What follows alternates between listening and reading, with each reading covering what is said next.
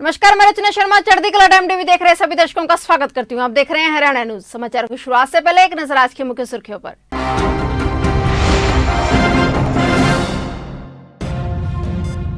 गेहूं की खरीद और लॉकडाउन की छूट, सरकार के सामने दो बड़ी चुनौतियां।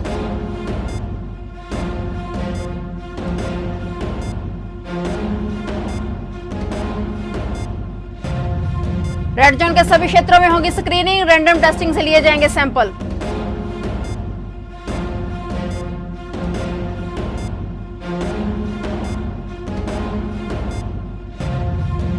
एक दिन में 29 माल ट्रेनें हुई रवाना, कमाई का बनाया रिकॉर्ड।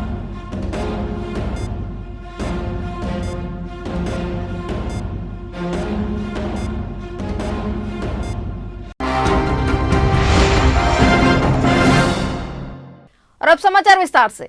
20 अप्रैल को प्रदेश में गेहूं की खरीद शुरू होगी। इसके साथ ही कुछ इलाकों में लॉकडाउन की सख्ती से भी थोड़ी छूट मिलेगी। ऐसे में कोरोना के प्रोटोकॉल जैसे सोशल डिस्टेंसिंग का पालन करवाना सरकार और पुलिस दोनों के लिए बड़ी चुनौती होगी। इसी वजह से मुख्यमंत्री, मंत्री और प्रदेश के सीनियर अधिकारी इसकी रणनीति बनाने में जुटे हुए हैं। हरियाणा सरकार ने प्रदेश में करीब 95 लाख टन गेहूं खरीदने का रोड मैप तैयार कर लिया है। सरकार के पोर्टल मेरी फसल मेरा ब्यौरा पर करीब 6.7 लाख किसानों ने रजिस्ट्रेशन करवाया है। कृषि एवं किसान कल्याण विभाग के एसीएस संजीव कौशल ने कहा है कि खरीद केंद्रों पर तैनात अन्य विभागों के कर्मचारियों को प्रशिक्षण दिया जाएगा। वहीं कंटेनमेंट क्षेत्र में फसल की खरीद थोड़े समय के बाद होगी। कोरोना वायरस की लड़ाई में दिन रात अस्पतालों में सेवाएं दे रही हरियाणा की नर्सों ने दोगुनी सैलरी लेने से मना कर दिया है। ये फैसला हरियाणा नर्सिंग वेलफेयर एसोसिएशन ने लिया है। और बता दें कि कोरोना वायरस के चलते हरियाणा सरकार ने सभी डॉक्टर व स्टाफ नर्स की सैलरी दोगुनी करने का ऐलान किया था।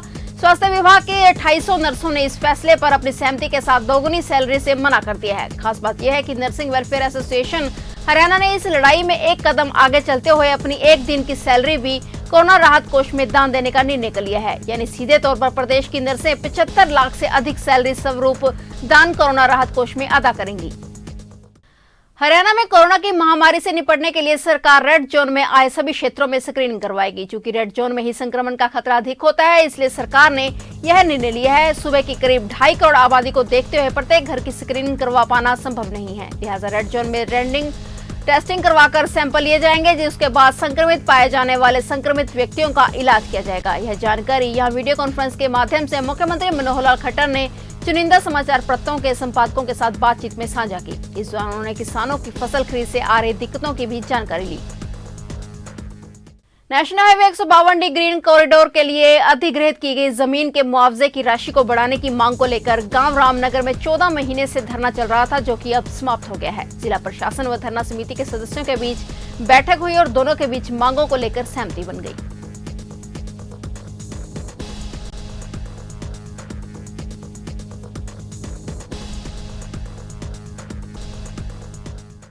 फैसले लिए गए और किस तरह से अमूम बनाए गए? आपको सभी को पता है कि ये जो धरना जो चल रहा है किसान भाइयों के द्वारा, कई गांव के लोग इसमें शामिल थे। 14 महीने से प्रशासन के साथ में कई दिनों से इनसे बातचीत चल रही थी अलग अलग स्तर की। और कोविड-19 के ऊपर जो एक देश में दशा जो आई है, उन सब बातों को ध्यान में रखते हुए जो मुआवजे की राशि वगैरह जो थी उसको, और इस क्षेत्र की प्रगति को जो है ध्यान में रखते हुए बहुत विस्तृत रूप से चर्चा हुई किसान भाइयों के साथ में।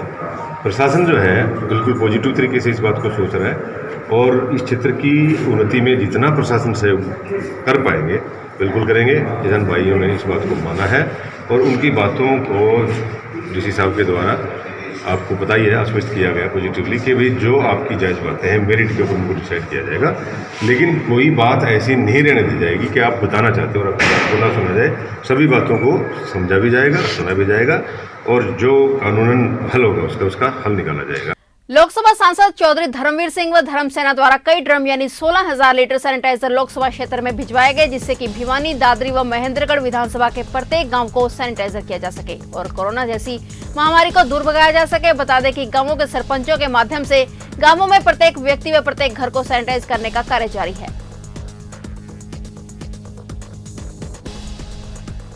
सभी जिलों के हमारे ग्राम पंचायतों से सभी लोगों से मैं प्रार्थना करता हूं कि हमारे पास सैनिटाइजर आया हुआ है और जिनको सैनिटाइजर नहीं मिला है मैं उनसे प्रार्थना करता हूं कि वो धर्मसेना के पदाधिकारियों से अपना संपर्क कर सकता है। हमने सोशल मीडिया पे हमारे फ़ोन नंबर भी डलवाए हुए हैं। जिला अंबाला के गांव साहा में भगत सिंह विचारधारा सेवा दल संस्था के अध्यक्ष कुंवरदीप लखीवाल साहा व अन्य सदस्यों ने प्रवासी मजदूरों को लॉकडाउन के चलते खाना वितरित किया व कोरोना वायरस के प्रति जागरूक किया। वहीं उन्होंने लोगों से प्रशासन का सहयोग बढ़ चढ़कर करने की भी अपील की।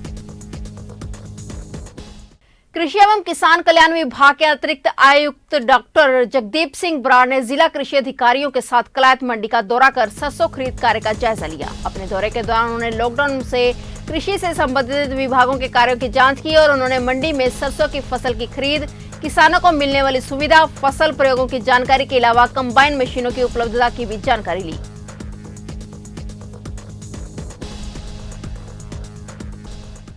जिला अंबाला के गांव चटवाड़ में oasis commercial private limited company के डिप्टी जनरल मैनेजर संजय ने गांव के साथ लगते 15 गांवों में सैनिटाइजर व साबुन वितरित किए। उन्होंने जरूरतमंद लोगों को खाद्य सामग्री भी वितरित की व लोगों से अपील की कि लॉकडाउन का पूरा समर्थन करें। कोरोना वायरस के चलते जो फैक्ट्री के अगल बगल के जो भी 15-20 गाँव हैं, इनमें जो जिनके पास खाने की कोई चीज़ नहीं है, उनको आटा, खाने की चीज़ सामान देना और सैनिटाइज़र के लिए साबुन देना। और हमारी कंपनी खुद सैनिटाइज़र बनाने लगी, तो हमने सरपंच साहब को बुला के आटा, साबुन और सैनिटाइज़र, ये जो 14-15 गांव है फैक्ट्री के अगल बगल में, सबको हमने दिया है। जिसने मांगा उसको हमने दिया है। लॉकडाउन में जरूरतमंदों को खाद्यान्न पहुंचाने के लिए भारतीय रेल की मालगाड़ियां वरदान साबित हुई हैं। अंबाला रेल मंडल ने देश भर में मालगाड़ियों से खाद्यान्न भेजने और कमाई का नया रिकॉर्ड बनाया है। अंबाला रेल मंडल से एक दिन में कुल 29 माल ट्रेनें देश भर में भेजी गई। इनमें 26 मालगाड़ियां और 3 कंटेनर हैं। ये ट्रेनें खाद्यान्न व अन्य जरूरी सामान लेकर बिहार, कर्नाटक, पश्चिम बंगाल सहित अन्य राज्यों के लिए भेजे गई हैं। बता दें कि 1987 में गठन के बाद अंबाला रेल मंडल में पहली बार एक दिन में इतनी भारी मात्रा में सामग्री भेजकर वाणिज्य शाखा ने 13.30 करोड़ रुपए की आमदनी की है, जो कि एक नया रिकॉर्ड है। करनाल के लिए राहत की खबर है। करनाल में फिलहाल कोई भी कोरोना पॉजिटिव केस नहीं है। 2 कोरोना पॉजिटिव मरीज जिनका कल्पना चावला मेडिकल हॉस्पिटल में इलाज चल रहा था, उनकी रिपोर्ट नेगेटिव आने के बाद उन्हें डिस्चार्ज कर दिया गया है। जब कोरोना को हराकर स्टाफ नर्स मीनू अपने घर पहुंची तो उनका फूलों की वर्षा करके स्वागत किया गया। इससे पहले भी 3 कोरोना के मरीज बिल्कुल ठीक होकर घर जा चुके हैं। करनाल में कुल 6 मरीज सामने आए थे, जिनमें से 1 की इलाज के दौरान मौत हो गई थी, जबकि 5 ठीक होकर अपने घर जा चुके हैं।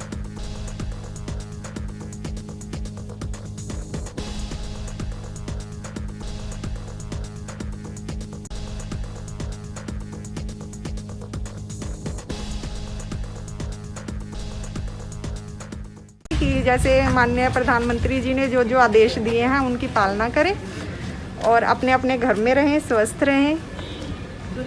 राहत भरी खबर है, करनाल जिले के लिए सब ठीक हो रहे हैं। हाँ जी, सब ठीक हो गए हैं। 6 पेशेंट थे, उनमें से 5 बिल्कुल ठीक हो गए हैं। आप भी कल्पना चावला मेडिकल अस्पताल में कार्यरत हैं। किस तरह से आप लोगों को एक मोटिवेट करना चाहेंगे? बस मैं यही मोटिवेशन देना चाहती हूँ, अगर कोई इस बीमारी से ग्रसित हो जाता है तो उसे पैनिक होने की ज़रूरत नहीं है। अपना टाइम से आके हॉस्पिटल में इलाज कराएं। कोरोना के कहर के बीच प्रदेश भर में गेहूं की खरीद 20 अप्रैल से शुरू होने जा रही है। खरीद के दौरान आने वाली किसानों व व्यापारियों की परेशानियों व उनके समाधान के लिए किए जा रहे प्रयासों को लेकर कृषि मंत्री जेपी दलाल मीडिया से रूबरू हुए। इसके साथ ही उन्होंने अपने आवास पर शहर के पार्षदों व किसान सभा की समस्याएं भी सुनी। कृषि मंत्री जेपी दलाल ने भरोसा दिलाया कि किसानों की सरसों व गेहूं की फसलों की पूरी खरीद की जाएगी। साथ ही उन्होंने संकट की घड़ी में खरीद कर रहे व्यापारियों का आभार जताया। कृषि मंत्री ने कहा कि सरकार की तरफ से किसानों की हर संभव मदद की जाएगी।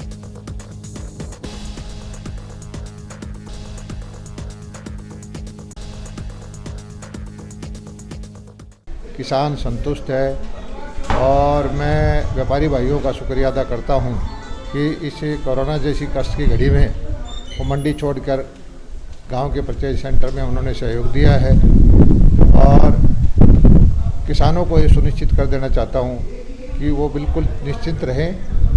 मंडियां तब तक चलेंगी जब तक उनकी पूरी सरसों और गेहूं की खरीद नहीं हो जाती। 20 तारीख से गेहूं की खरीद भी शुरू होगी। दोनों मंडियां साथ साथ चलेंगी। तो शाम क्षेत्र में कोरोना पीड़ितों की राहत के लिए समाज सेवी संस्थाएं और कई निजी संस्थाएं दिल खोलकर दान कर रही हैं। इसी क्रम में स्टोन क्रैशर एसोसिएशन खानक डाडम ने 11 लाख रुपए कोरोना रिलीफ फंड हरियाणा के लिए व 5 lakh Bhiwani corona relief fund के लिए दान दिए हैं। साथ ही सन सोल्यूशन कंपनी ने करीबन 1.25 लाख रुपए की खाद्य सामग्री व युवा अम्बेडकर क्लब दांग कला में 21,000 की खाद्य सामग्री व कबड्डी खिलाड़ी मंजू के नेतृत्व में 3 खिलाड़ियों ने 500 मास्क जो उन्होंने अपने हाथ से बनाए थे, सभी सामग्री व चेक एसडीएम तो शाम संदीप कुमार को भेंट किए। सभी ने मिलके इस कोरोना रिलीफ फंड में 11 लाख रुपए का चेक एसडीएम महोदय को भेंट किया है और 5 लाख रुपए का चेक हम 3 बजे डीसी महोदय अजय कुमार जी को भिवानी देने जा रहे हैं। और क्रेशर एसोसिएशन ने काफी लाखों रुपए की सामग्री, राहत सामग्री भी बांटी है और समय समय पर मजदूरों का सहयोग कर रहे हैं। स्वराज इंडिया पार्टी के नेता योगेंद्र यादव ने 15 से 19 मई तक सरसों की सरकारी खरीद करने व दाना दाना फसल खरीदने के मुख्यमंत्री के बयानों का मकड़जाल साफ किया है। सरसों खरीद के मामले में सरकारी वेबसाइट के ही आंकड़े साफ बताते हैं कि पूरी सरसों फसल की एमएसपी पर खरीद के लिए कम से कम 45 दिन तक का सरकारी खरीद चलानी पड़ेगी। इस वेबसाइट के अनुसार प्रदेश में इस साल 135.2 लाख क्विंटल सरसों का उत्पादन हुआ है और अब तक पहले 2 दिन में सरकार ने सिर्फ 3.5 लाख क्विंटल सरसों की खरीद की है। उन्होंने यह मांग भी की कि प्रति एकड़ 8 क्विंटल और प्रति किसान प्रतिदिन 25 क्विंटल जैसी शर्तों को तुरंत समाप्त किया जाए।